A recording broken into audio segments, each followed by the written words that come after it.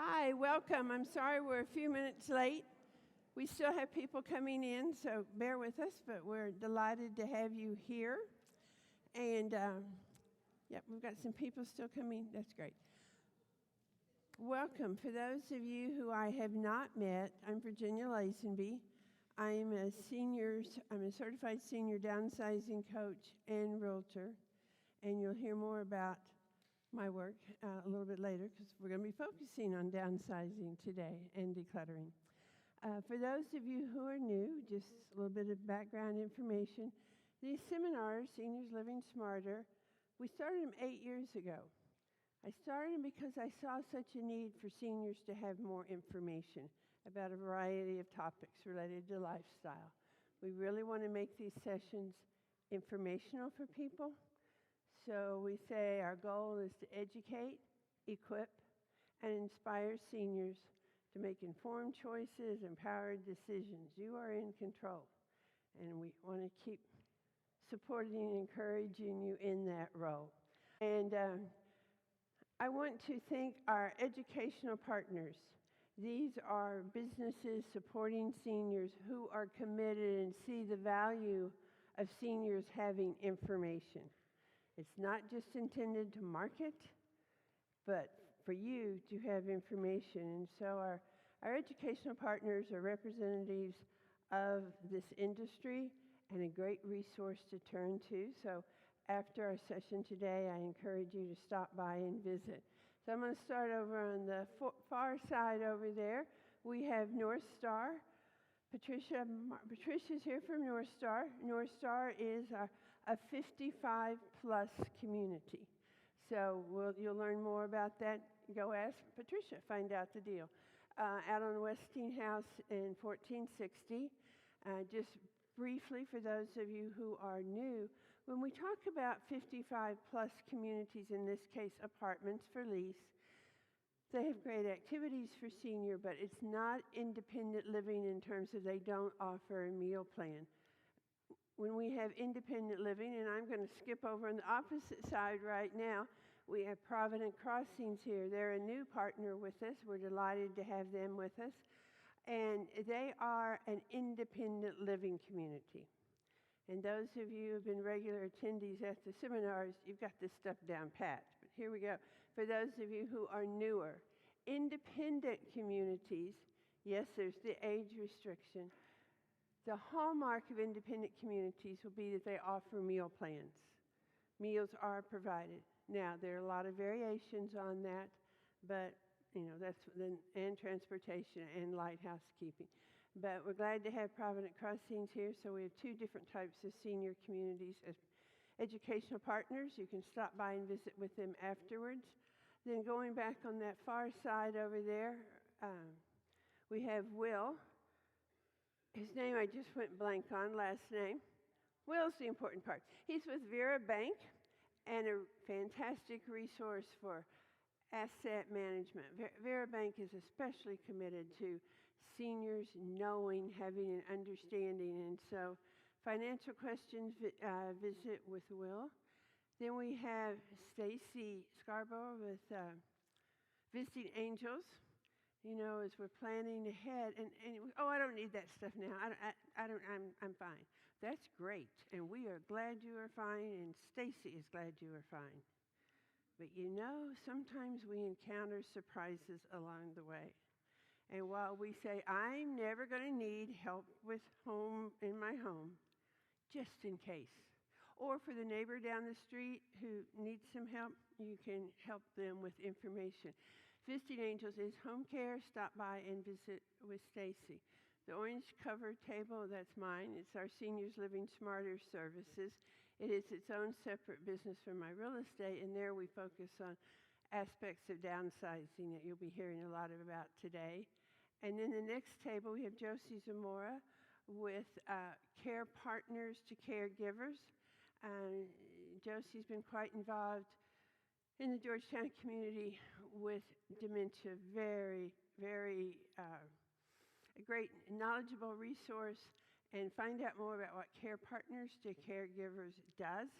For that, I know we have several people in here who are in a situation where you may be a caregiver for someone with some type of dementia. And if you haven't met with Josie, find out about resources and so on there. And then we mentioned Provident Crossings.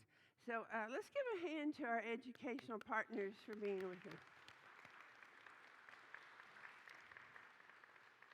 And two other people I would like to thank.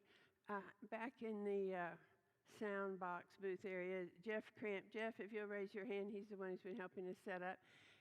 He got drafted into this. He works with my real estate business for marketing and website, and has joined us on recording his seminars. And we have our favorite Czech from First Methodist here to help us today and get this all going well. So thank you very much.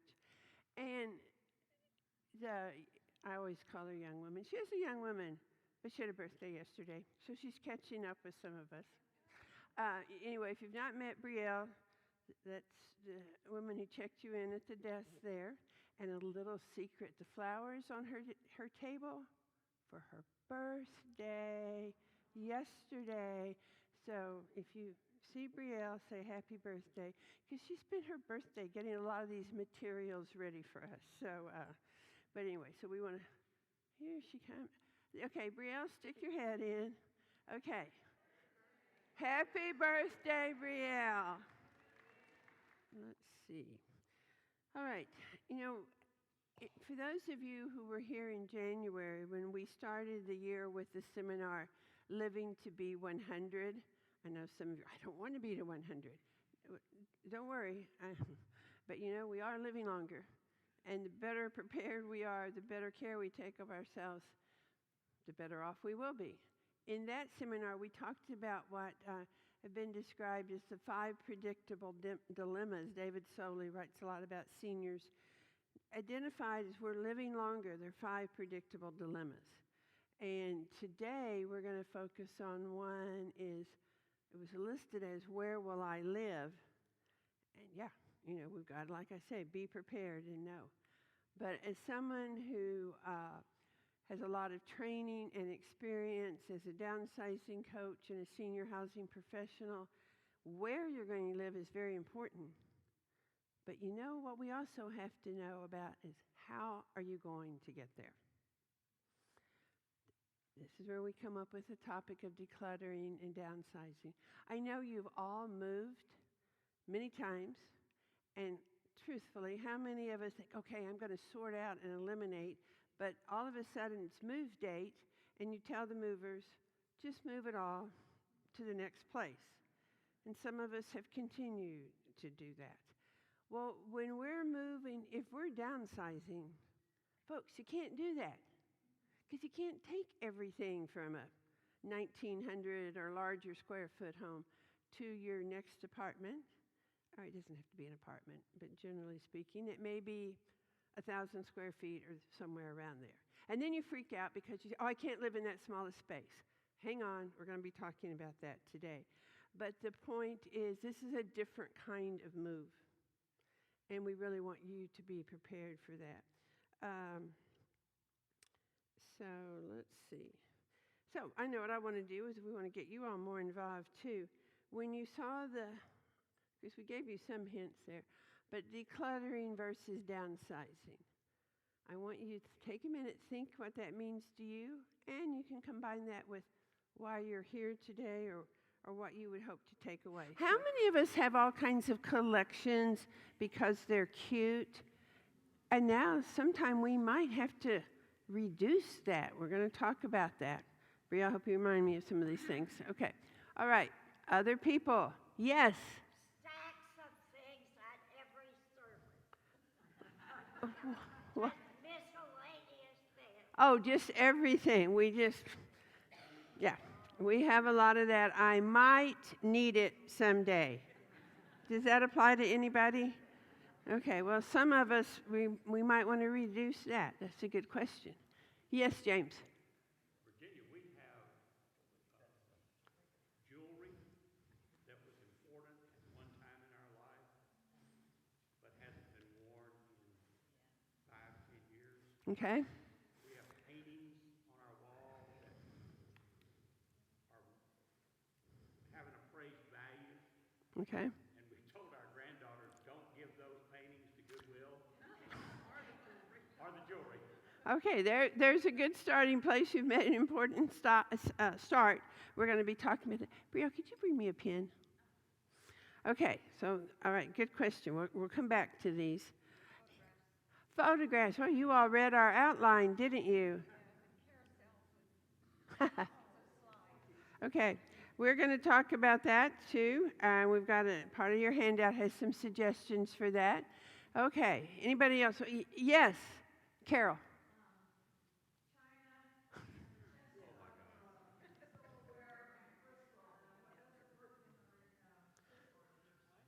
China, crystal, silverware, silver. So, yeah, welcome to a common point. All of these are very common points. This one I've got to just share a quick story about. I'm working with a couple. They're going to be selling their home, moving to a community. And so our estate liquidation person had met with her as we're looking to see how we're going to get rid of stuff. You'll learn more about that in a minute. And so they decided there would be enough for an estate sale, and this is what we want to include. And part of that was her china and all that. The next time I met with her, she said, "Oh, I changed my mind." She said, "They're not going to get much money for this china, and I like it, so I'm going to start using it." Well, I know some of us go, "Oh, dishwashers, microwaves, you figure that part out." But yeah, it's a problem. But we'll pass it off to somebody else is actually what we're going to. I mean, yeah, you get. And I've been surprised lately how many people have had children say, "Yes, I would like to have that." I don't know what their special touch was, but that was great. They were lucky. But use it. There's one way to. And if it breaks, guess what? You don't have to worry about what to do with it. So. Pat Sykes has perfected that when anybody comes to visit, they're going to take stuff with them. She's in our downsizing club. So we hear a lot about when her daughter comes to visit or her sister, they take more stuff. Her house is getting pretty empty. She's going to need to move to an apartment because she's giving away everything. So anyway, okay, good. Well, yes. Clothes? Yes. We have a lot of clothing, right? Okay. And how many of us have different collections of clothing? This is, well, I'm going to get back to that size. I can't wear them now, but I don't want to get rid of it because someday I will get back there. And these over here, that's my buffer area, just in case I put on a few more pounds. Sometimes just being aware is an important step, but that a lot of us have that problem. And so Goodwill and Assistance League love it when we do sort stuff out. Okay, so let's see. So decluttering and downsizing. Are they the same thing? No. Decluttering, what are we doing? We're getting rid of stuff. It depends on what speed you want to go. If we're downsizing, generally we have a move imminent. We may already have an apartment we know we're going to, or we will be, our name is on the list to be called in the next few months.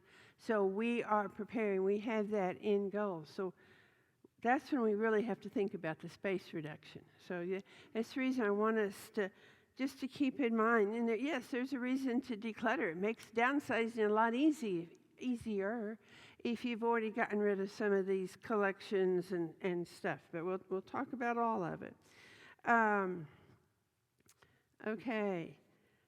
So just highlighting some things, and you've already highlighted some of this with clothing, different sizes. One, when you get your follow-up email, one of the links, I know I jump around and I mess up slides for Jeff, and I apologize for that. But let me go back to the slide that,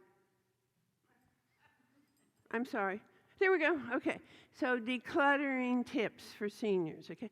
Now we're using these boxes just as representations. Yes, if you have an imminent move, you're going to be packing the things you want to keep. I may not be moving for a while, but I want to go ahead and be thinking about what I want to keep. You know, is it important to you? Is it relevant? Here's the challenge that I think a lot of us find too.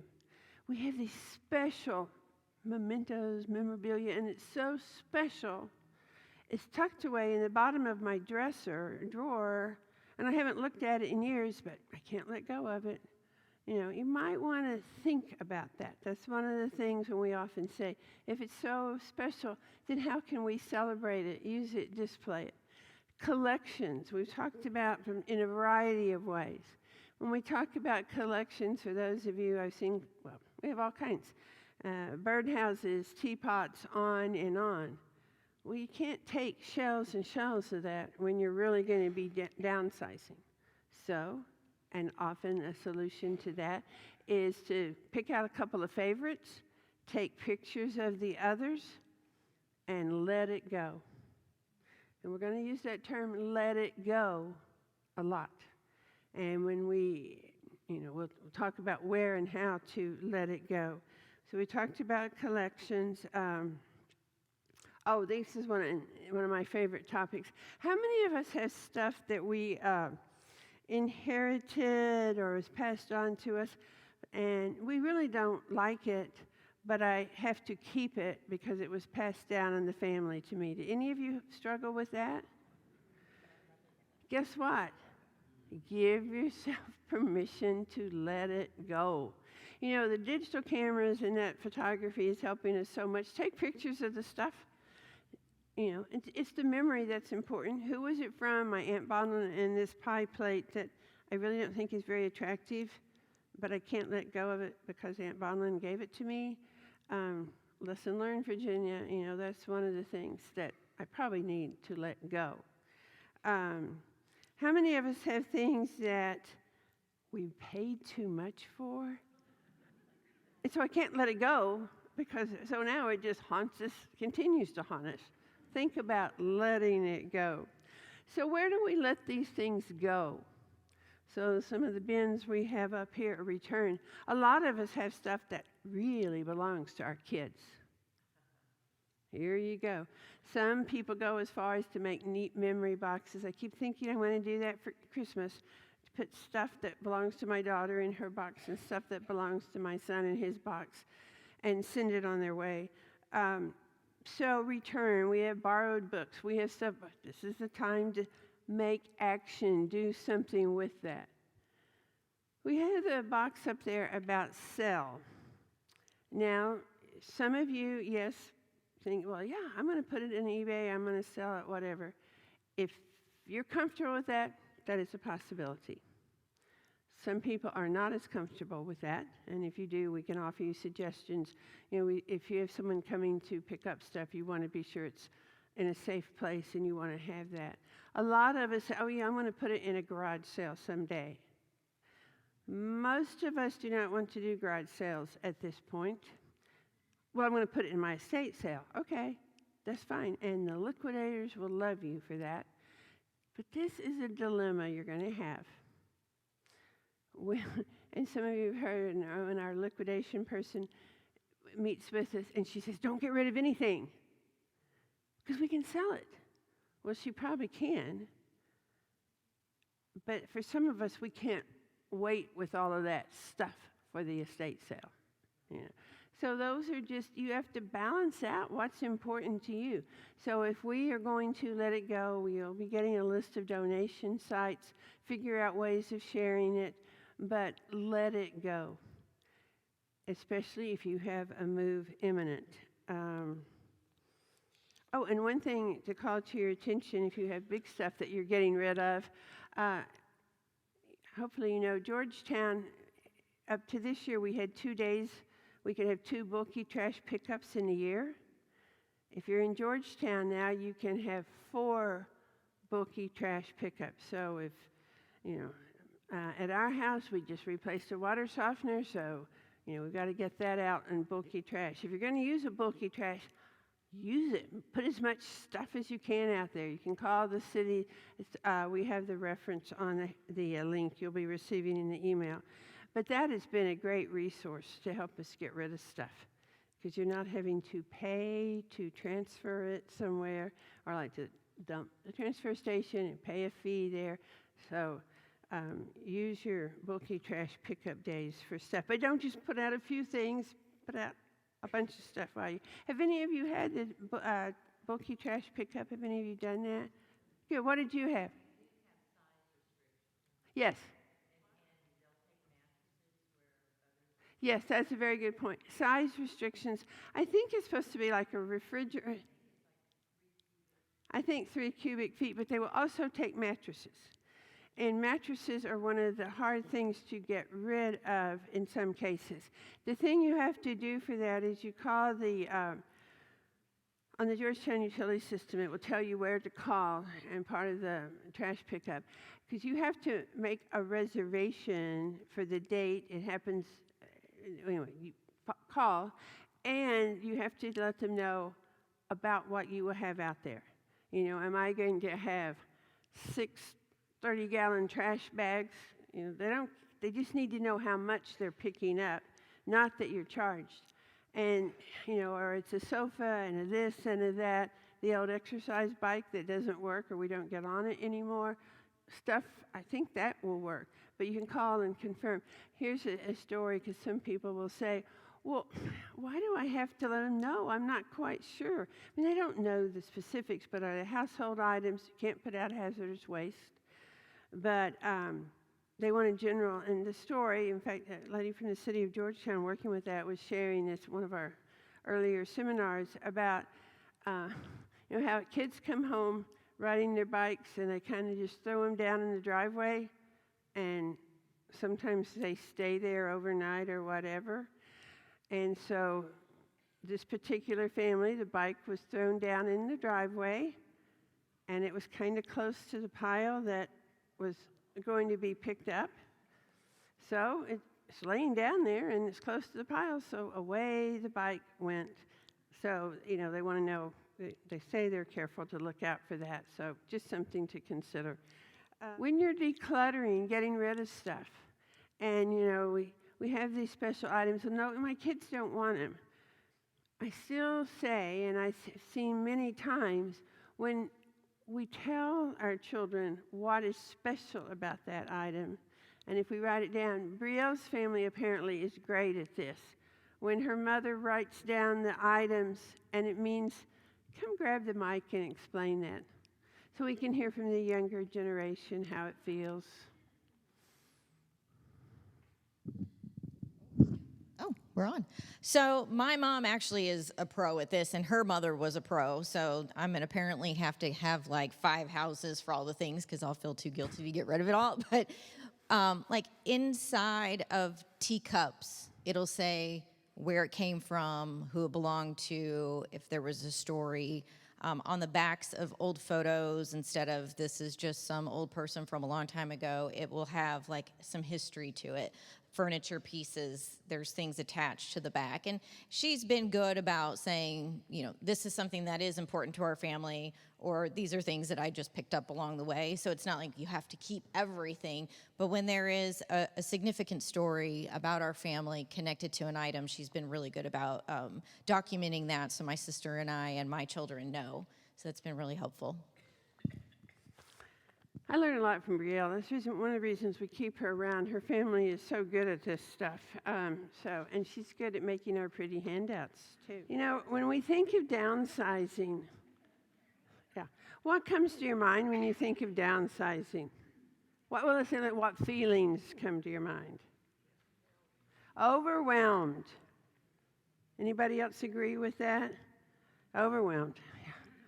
It's crazy. I don't know where to begin. I don't know what to do. And you know what often happens is we stop. We can't go ahead. So that's what we want to talk about. You know, it seems so chaotic. There's so much stuff going on. But what we want to do is to see how we can bring order to that. So I think as we talk through the whole point of downsizing, a lot of times there are topics that we don't want to deal with. You know, guess what? We're getting older, and these are topics we need to deal with. And so I think it's helpful. I had to tell you something too about the elephant in the room. All kinds of information you can get in our seminars, just in case you're interested. Sunday is National Elephant Day. I thought this is, Brielle had created this slide for me, and we were talking about the elephant. And we first had a cartoon one, but I liked this real elephant in the room. And then I opened up an email from church, and they had included this information about Sunday, I think it's National Elephant Day, and all these facts about elephants. So if you want information about elephants, let me know about that too. And let me know, I'll be glad to share. So if we talk about mental and emotional barriers, let's see if we have a slide that comes up with this. Okay. All right, we're going to mental barriers. We'll go back to the other one in just a minute. You know, we have a lifetime worth of stuff to deal with. We've already talked about decluttering, and some of us, if we're already doing that, that can help a lot, but it can be a roadblock for us. What else can be a roadblock? I just can't do this. You know, I can't pack up and move. I can't do this, so I don't do anything. I can't go from my 2,000 square foot home to a 900 square foot apartment. And I'm going to break this one apart right now for you. How much of your 2,000 square foot home do you use? How many square feet of that home do you use? Probably not the whole 2,000. Well, okay. So some of you do. Office, well, the guest room, that's used twice a year. Or I really don't use this room, or I really don't use my china, my dining room. So, you know, your space narrowing is not quite as, except for those of us who have our house filled with stuff. Yeah. If it's a collection for stuff, that's another situation. And we've talked about it some. But, you know, how can I get rid of my stuff? How can I get my house ready to sell? It's just too much. And then come the emotional barriers. And these are really the elephants in the room, the things we don't want to talk about often. Okay, so if we can go on to the emotional barrier. There we go. Some of us, for those of you who have lived in the same home for many years, there's an emotional attachment to that home and something we have to deal with. Now, I know several of you you'd moved to Sun City, so you'd already broken that connection. But some of us have lived in the same home for 40 or more years. It's hard to give that up. But that's where we have to come to terms with where we are in our lives. What's the best environment for us? You know, it's naming our situation. And we'll talk more about that. Oh, and then this is always good, and people from our communities today can identify this. How many times, I am too young. I cannot go live with those old people. Truth be, we may be the same age as those old people, but they all use their walkers, okay? Have you sat down to talk to these people? You know, play bridge, do something. Come on. You know, we stereotype so much. Or there's that reaction or that concern. I can't make this move. It's my final move. I can't deal with this. You know, those are things we have to deal with. And, you know, how do we overcome that? And I think the first step is acknowledging that. And I know it is a real challenge with couples. One person may be ready to move, one person is not. I said in our downsizing business, there have been times that I think I need to have a marriage counselor on our team because I know it's hard, but you're going to have to work through this. And so, a lot to go on there. Okay, now I want to go on to, all right, how do we accomplish this downsizing? As we often say, we're about bringing information, and I just think this is a great way to downsize. I think you need to break it down into puzzle pieces. Now, I had a handout. It's a nice, glossy, double-page that was supposed to be on the Seniors Living Smarter services table, but when we unpacked the box today, apparently it was left on my desk. And so we will send a link, but it was explaining these. Regardless of how it happens, I think you have to break downsizing into the bit by bit. And so these are what I see ways that we can take away the overwhelm. All right. If you'll start over there in the left purple corner there, timetable and planning. Are we talking about making a move? And then, I know some of you, well, I've had another birthday. This is the year. Before the end of the year, we are going to make a move. That's great. Some of us don't know when we're going to move, but we want to be ready, especially just in case a crisis occurs. But a timetable and planning. We're going to talk a lot about the planning. Planning often begins with where are you going to move to? Visiting communities, learning more about what they offer. Some of us, I'm sure this doesn't pertain to anybody in here, but often we've never been to a 55-plus community or independent living, and we go on stereotypes. We think about the nursing home where my grandmother was, and I don't want to live there. That's not it, folks. Visit the communities. We can help you with, what's there. I think some of you are in here. We had community tours this last fall. We'll probably do some more later this year. To visit communities, meet with the residents, not just the marketing people, but learn what life is like there. So part of that helps you with your goal. Where are you moving? And aware of those kind of options. Sorting and organizing. Guess what? If you've already been actively engaged in decluttering, you've already taken care of a lot. But what we're really talking about, and I encourage people when we're looking at downsizing and making the move, we want to move what will fit into our next place. Some of us think, I like this, I want to take it, I want to take it, I want to take it. Is it going to fit? Well, how will I know? It's the beauty of having a floor plan, and if you don't know your apartment yet, obviously you can't do that. But I've just had the privilege of working with someone, and it's oh my goodness, I'm going, it's chaos. I don't know where I'm going to go. I don't know how much stuff to take. So when we really sat down and did a scaled floor plan, so now we've identified the furniture that will fit, it brings an order to it. And then when we stop to look at, the furniture that's going, so I'm taking my chest and my dresser from my bedroom, and I have my closet with a hanging rack. Well, guess what? That's easy to identify how much space you're going to have. Pack for what will fit into that dresser and chest, mark off your 6 feet or whatever space in your closet, and that's what you can take.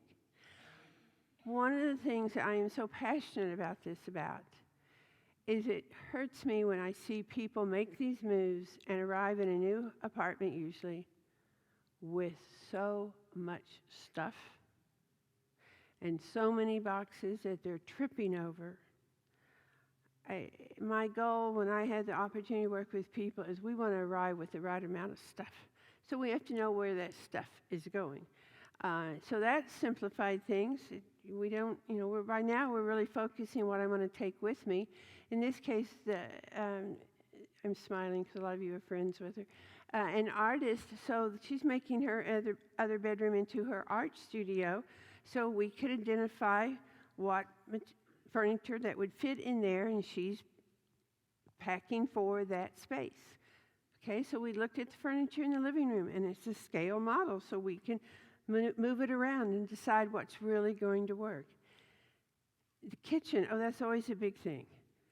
Oh, okay, well, yeah, I'm not taking a lot of stuff. Well, how many cabinets are you going to have at your new place? And if you don't know, we can usually give you an estimated number. How many doors are you going to have? Pack for what's going to go in your space. I'm encouraging you. Box 1, kitchen box 1 goes in cabinet 1. It makes the unpacking a lot easier. Please don't just pack everything. And there are ways that we can really help. So the sorting, organizing, heavily impacted at this point by your floor planning and space planning. And the reason I stress space planning is that we can do the floor plans and we know what furniture we're taking, and that's great. But somehow then you think you can take everything from every cabinet, every closet. It doesn't work. How much closet space do you have? How much storage space do you have? Know what's going there, and greatly, greatly simplify the move. You know, the whole planning for a move day, the movers, it can be extremely stressful. Very stressful. They always are. But you know what? You can really simplify that. One of the ways that helps throughout this process is involve professionals. You can do it yourself if you think through all the bits and pieces. But what I find really wonderful for people is when you have a move manager who's working with you. Everything is packed. The movers pull up to your house. Your move manager oversees the loading of your truck. You get the day off. Go do what you like to do. Your team and your movers have moved your things to your new apartment. A trained team is working by your floor plan, your space plan, to put the stuff where it's supposed to be. And you can come back at the end of the day and your apartment is set up for you. And I hear people going, yeah, sure. No, I promise it can help with planning and the resources to do that. When I know when people, oh, my kids are going to move me. Okay, great. We've arranged for our mover. Okay, great. And they move in, and there's so many boxes, we just don't know what to do. You've got to do the planning ahead of time, and move managers and helping coordinate that. And also the unpacking and setting up. You know, oh, well, it's going to take us at least 6 weeks to unpack all this stuff. If you've moved into a 1-bedroom or 2-bedroom apartment, hopefully that's going to be set up in a day or two. I mean, you may have to come back for hanging the pictures and that. But if it's organized and that, then people say, well, I'm going to do it myself. Just have an organizational plan. I see them and people will tell me, that was the worst move of my life. Because we're not moving everything. We're having to be selective. And I said, well, yeah, there are ways to make it less stressful to you. So that's something that we can visit with people about. So that's that whole area, those kind of center slides. But the importance of being prepared, know where, your space that you're going to, and it can simplify things. Liquidation. Getting rid of the stuff that you're no longer needing, you're not taking with you. Okay? Usually this is part of move management. And we've talked about this some. It's a popular topic. Well, I'm going to have an estate sale, and they're going to get rid of everything, and I'm going to make a lot of money. I hear a few chuckles. Good. It's a possibility, but, an estate sale may not be the right liquidation strategy for you. And what I mean by that is hopefully you're working with a professional liquidation group who can judge that. Is this the best way to get rid of your stuff? And the main factor criteria will be the quality and quantity of stuff. Well, my china cabinet from 1972 is in perfect condition, so I know it's of the quality. Yeah, it is quality, but is it quality for what estate sale shoppers are buying today? And how do we adjust for that for price? Well, it's worth so many $1,000s. What is the market paying? Just like in real estate, when I tell people, yes, the value of your home to you, but we have to look at what's the market paying today for this similar house. What is the market paying? But if someone is good that can do your estate sale, it is a wonderful way. And that's usually what people know what they're doing. So the recommendation for you thinking, how does this all mesh together, is if you move, do your downsize, then have your well, I have to quit saying it, do the liquidation. Whether it be an estate sale or if someone's working with you for selling online, there are lots of variations. We'll talk more in depth about that. At a later seminar, we can send information. But so then you've moved, your house is empty, and we get the house ready to sell and we put it on the market. Believe me, if you're planning ahead, that is the best way to go. Well, no, I want to wait. I don't know how long it's going to take to sell my house, so I'm going to stay in my house, and then I'm going to move and do an estate sale. Folks, there's a real problem with that. When your house goes under contract, which is what our goal is, you probably have maybe 4 weeks until it closes, and generally you are to be out of the house at the time of closing. Oh, well, they can come in and do an estate sale in those 4 weeks. Probably some will, but is it the group you want to use? Estate sale, good groups, book out of 2 months in advance. Well, I know with my clients, we get on the team we work with. Okay, we've got this move coming up. We got to start planning way ahead so we can get on the calendar to have an estate sale. But it's not always an estate sale. Sometimes in our case, we do what we call buyouts. I don't buy out, but the liquidation team could do a buyout, or they do a lot of sales online. It's the reason I love the group we work with, because I've had other groups, if they are just estate sale companies, they come in and they go, no, there's not enough to do an estate sale. Bye. And you're going, now what do I do? Well, to me, we're looking at all of liquidation, and so that's a resource I like to bring to people. Let's see, then we have the property prep. Oh, it's going to be so much work to get my house ready for the market. I may need to replace some rotted wood down here. Oh, something else isn't working, and so on. Well, hopefully you have someone advising you on that. In the way our group is set up, we do that. We plan ahead. Are we going to need to have some repair work done? But minimum, you're going to need to have a clean house. And we're going to talk about next month about real estate, so I'm going to save us that discussion. That moves into selling your home. That's where we get into real estate.